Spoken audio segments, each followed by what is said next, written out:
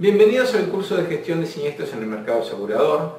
Mi nombre es Gabriel Alarcia y en esta oportunidad vamos a hablar de las medidas de la prestación. Las medidas de la prestación son tres, de las cuales tenemos la prorrata, primer riesgo absoluto y primer riesgo relativo. El seguro a prorrata, que es característico de los riesgos fundamentalmente de incendio y fundamentalmente del incendio de edificio, se da en los casos en que el valor a riesgo o valor asegurable debe ser inferior o igual a la suma asegurada para que tengamos una cobertura plena. En caso de que la suma asegurada sea inferior al valor a riesgo o valor asegurable, la aseguradora indemnizará en la proporción de ambas sumas. ¿Qué quiere decir? Si yo tengo un bien que vale 10.000 pesos y lo tengo asegurado en un valor de 5.000, tengo una cobertura del orden del 50%. Por lo tanto, cualquier daño que sufra ese bien, aun sea parcial, va a ser indemnizado en la misma proporción. Si el daño es de 8.000 pesos, voy a tener una indemnización del orden de los 4.000, que es la misma proporción existente entre el valor asegurado y el valor a riesgo o valor asegurable. La fórmula que habitualmente se utiliza en los seguros de prorrata es indemnización igual a suma asegurada por daños sobre valor a riesgo. Y eso se utiliza exclusivamente en los casos de infraseguro que ya hemos visto en videos anteriores. Otra medida de la prestación es la cobertura a primer riesgo absoluto, que habitualmente se utiliza en el robo contenido o en la cobertura de robo de valores, que son las más comunes, y que en este caso no tenemos que tener en cuenta el valor a riesgo o valor asegurable, sino que la indemnización va a ser, de la indemnización del daño, va a ser como máximo hasta el total asegurado, independientemente del valor del bien.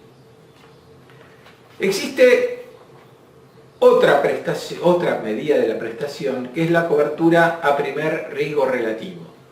En este caso en particular, la cobertura a primer riesgo relativo de escasa utilización actualmente, vamos a tener un valor asegurado, un valor declarado y un valor a riesgo.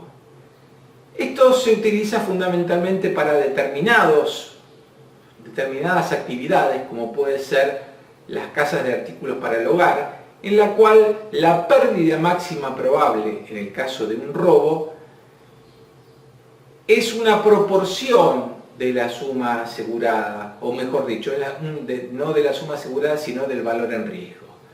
Es prácticamente imposible que en una casa de artículos para el hogar nos roben absolutamente toda la mercadería.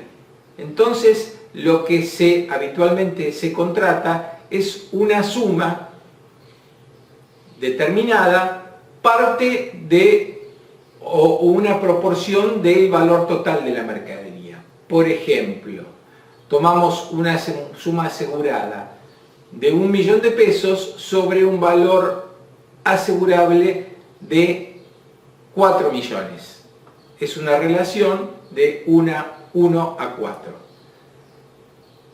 Si tenemos un daño o tenemos un siniestro, obviamente la suma asegurada va a ser de 1.000.000, pero la fórmula del prorrateo o la fórmula digamos, para calcular la indemnización, no la vamos a hacer sobre la suma asegurada, sino que la haremos sobre el valor declarado, que como habíamos dicho era de 4 millones. Entonces, va a existir infraseguro en los casos en que la cantidad de mercadería que exista en el local sea superior a los 4 millones que tenemos como valor declarado. Se da la particularidad de que, aún teniendo infraseguro, si el daño es superior a la suma, podría darse el caso de que indemnicemos el total de la suma aún teniendo infraseguro. Esa es la cobertura primer riesgo relativo que, ya como les había comentado, no se utiliza actualmente como se utilizaba antiguamente. Bueno, espero que hayan comprendido las medidas de la prestación, porque es un tema básico para la liquidación de un siniestro. Veremos en los próximos temas, en los próximos videos veremos otros temas.